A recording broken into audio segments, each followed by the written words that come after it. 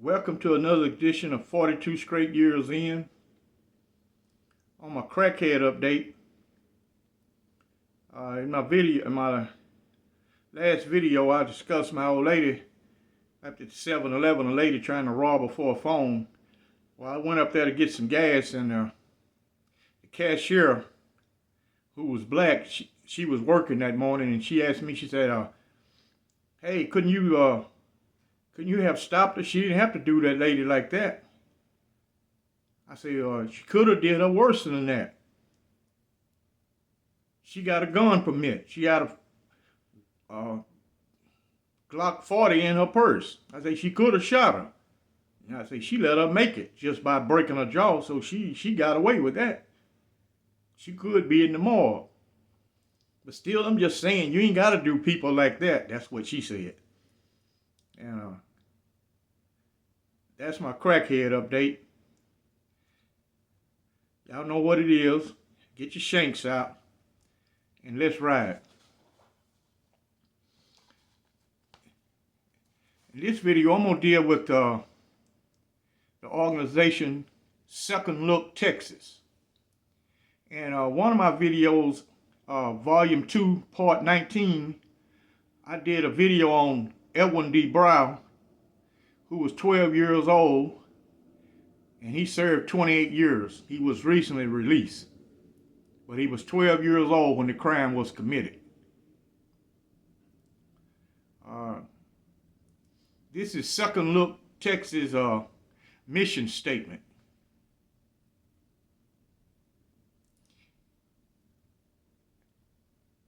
Their mission statement is as follows. The Epicenter Initiative is a non-profit dedicated to helping youthful offenders serving extreme sentences in the adult prison system. Our purpose is to rehabilitate these youthful offenders, advocate for their release on parole after 20 years, and prepare them for societal reintegration by providing them with a network of support. Our vision is to restore hope and initiate an initiative to youthful offenders serving extreme sentences by giving them a second chance while it still matters. Now in Texas, a lot of the youth offenders, we had a guy who I knew at the East Ham unit we called All Day. Now, he had shot a Dallas police officer when he was 15. They gave him life. He ended up dying in prison. A lot of these guys who got these long sentences when they were adolescents or teens, they're still locked up. They haven't granted them parole. You know, scientists have, a lot of people, sociologists, criminologists, and psychologists, in the last two decades have researched and now debunked the super predator theory, showing instead that very few people who commit offense in their youth continue to participate in serious crime conduct as they got older.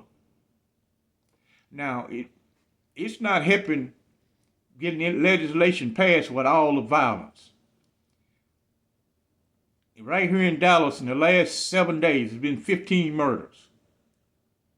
Now, some of these guys committing these murders, they are not teenagers, but they still are young guys.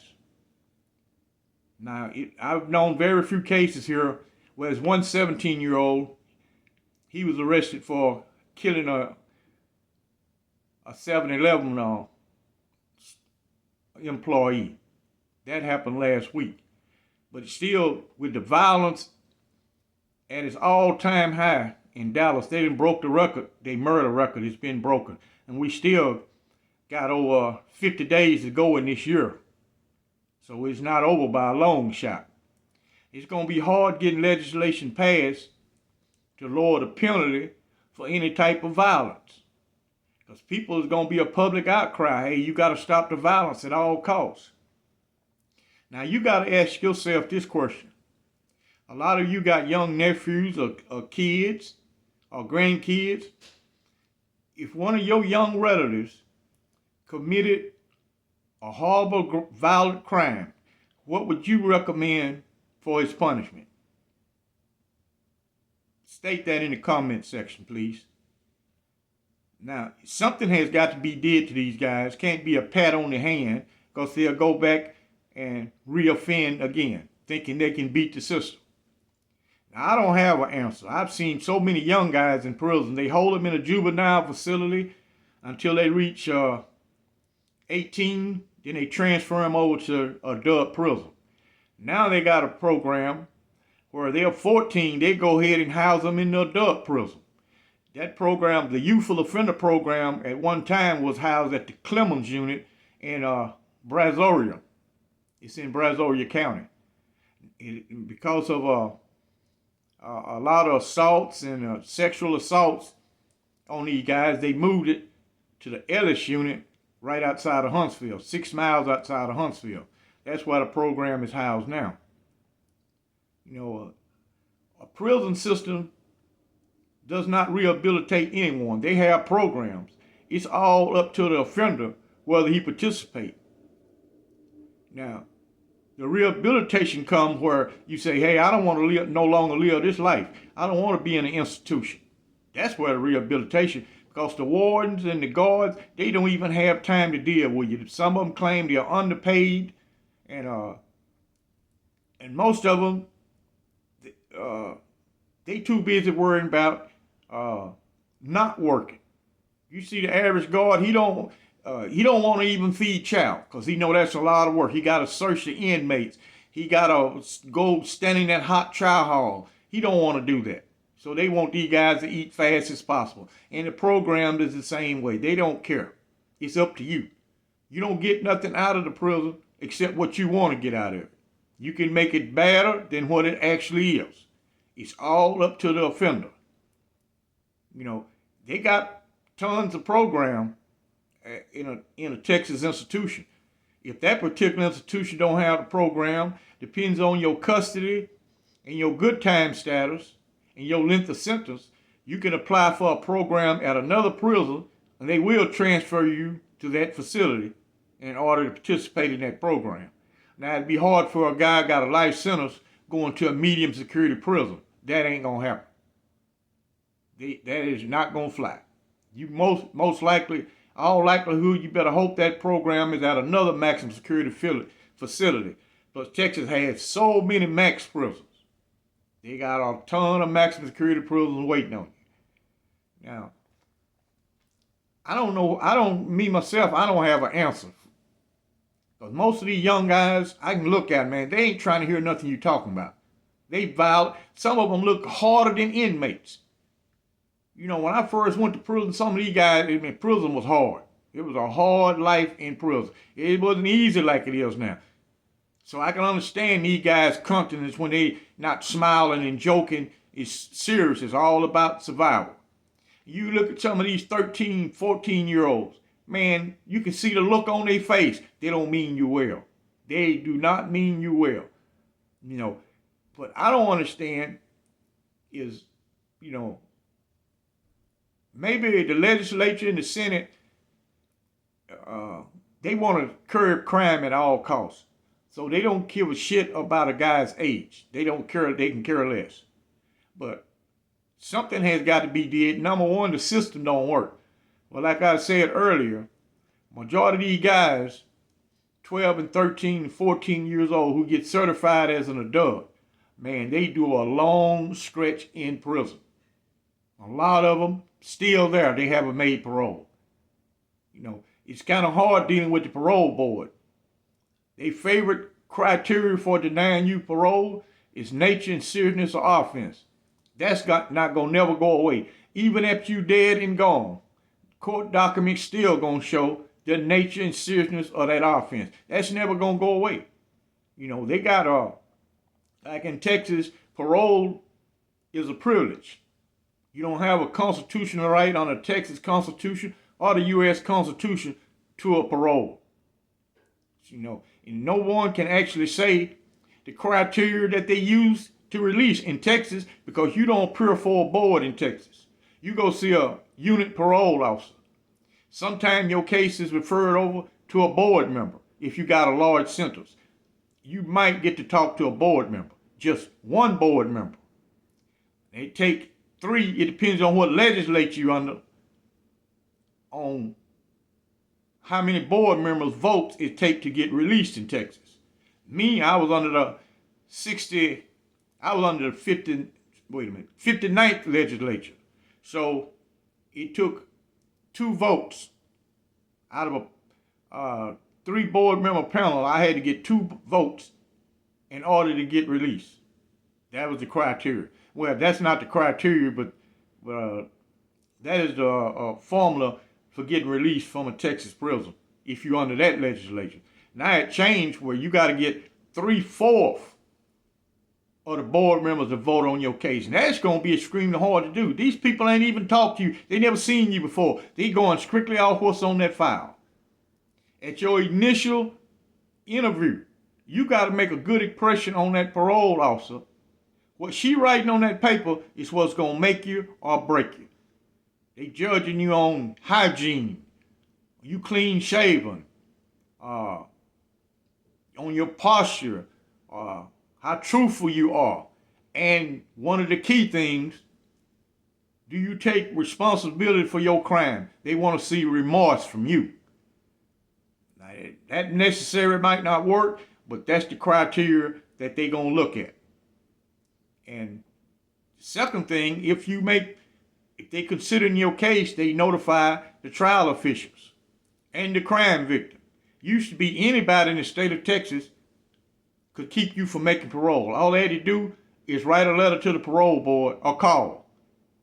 Now, Texas also has a thing where your family can appear in front of the board. They'll tell them when this panel is going to meet. And your family can appear and argue in your behalf. But how many people's families got the resources to travel to Austin, or say you at a unit in Cofield or Tennessee College, you in that region, but they're hearing your case way down in South Texas. Your family don't want to take off work and just travel and appear before that board. They give them 15 minutes to talk. Now, most people don't have that. And sometimes hiring a parole attorney, that might work, it might not work.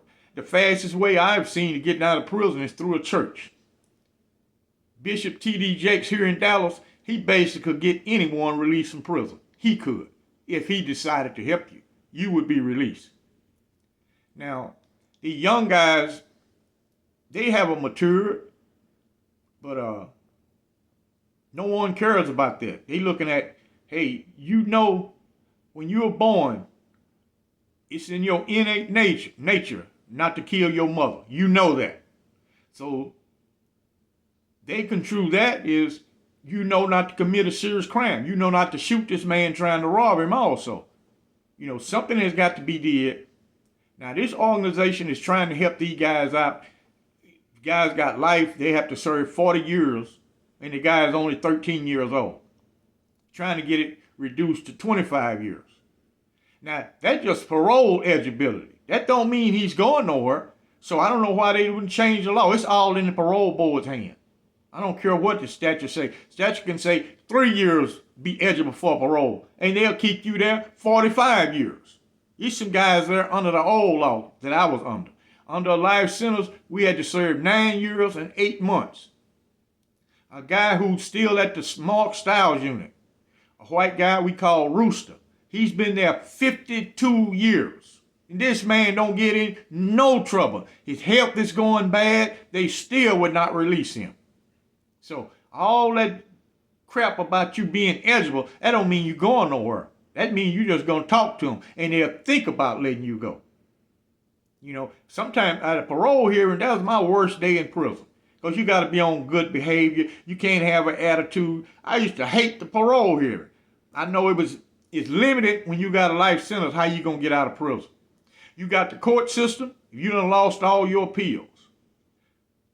You can escape. You can commit sideways. Or you can straight up do the time. Your options are limited on what you're going to do. You pick the one you want. You pick your own poison. I've seen a lot of guys go to parole, they be just as happy.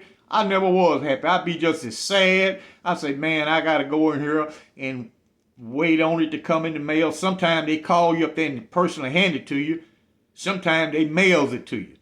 But the majority of the time when you make parole, you can tell the way the parole lady's holding the parole papers in her hand who done made parole. She have a big stack of papers. In that big stack is all the denials. You'll see her finger split. And maybe 2 or 3 at the bottom. Those are the guys who made it. But majority of the people receive, if they made parole, they receive it in the mail. You'll never know. Now, one of your family members might know if a parole officer go out and talk to them about you residing at their residence.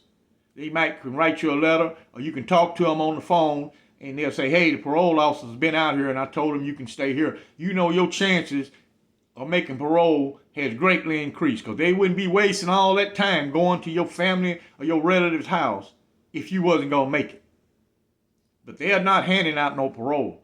Yeah, on my Corona-19 update, it is 226 inmates have died in Texas prison. If so many have died, they took the website down. At one while, they had all the inmates who had died, what county they was from, and how much time he was serving. And a lot of these guys, man, they didn't have no life sentence. One guy had a 1-year sentence. I don't know what he was doing over at the prison at an ID unit, but he had 1 year. He evidently had come from a state jail, but he died with 1 year. So, and also the PPE equipment, I had asked people to contact the Styles unit. What they're doing, I don't know why I didn't think of this. What they're doing is giving that PPE equipment to the guards. Now, I got frontline information at the Styles unit. I personally looked at these guys. I can't put this on YouTube because these guys will get busted. But they got actual evidence to show you. They walking around, no PPE equipment. The guards got it on. They show the guards with the face shield and the gown and all that. No inmates has got that on. They got a little mask that they made. You know, so if you call the prison, the warden secretary is trained. She's not going to allow you to talk to the warden. She's going to give you any type of game and story. She's going to stall. The warden's at home. He's not at the prison. He's at a meeting and all type of crap. You're not going to get to talk to a unit warden. That's a no-no. But TDC do not like bad publicity. They got all that PPE equipment in at the Mark Styles unit, and they're giving it to the guards. That's what the guards are using. Inmates ain't got nothing, and you definitely in close proximity with another inmate. There's no way you can avoid it. It can't be avoided in a maximum security prison or hardly no prison setting. You got to sit by this guy. If they practice social distancing in the day room is not big enough. A pod hold 48 people. A section hold 48 people. That day room is not big enough for 48 people to be 6 feet apart. That's impossible. They'd have to let 1/3 of them out at a time. And by law, they got to give you day room and so much outside rec. Now, they can practice social distancing on the rec yard, but not in the housing unit. Can't do it. Impossible. Now, in the comment section, y'all let me know what you think ought to happen to these young guys. And support Second Look Texas. Their website will be in the description. If you can read their mission statement, and if you want to help this organization, you'll help some of these young guys out. I don't know what to do with a 12-year-old or a 15-year-old. The only thing I know about is adults. I don't know what to do with them, or what punishment they should receive. Y'all let me know what y'all think in the comment section. Y'all keep your shanks ready. We might have to ride. These fools is coming out, and especially here in Dallas, man. They going crazy. They buck wild here. Y'all like and subscribe, and I thank you for watching.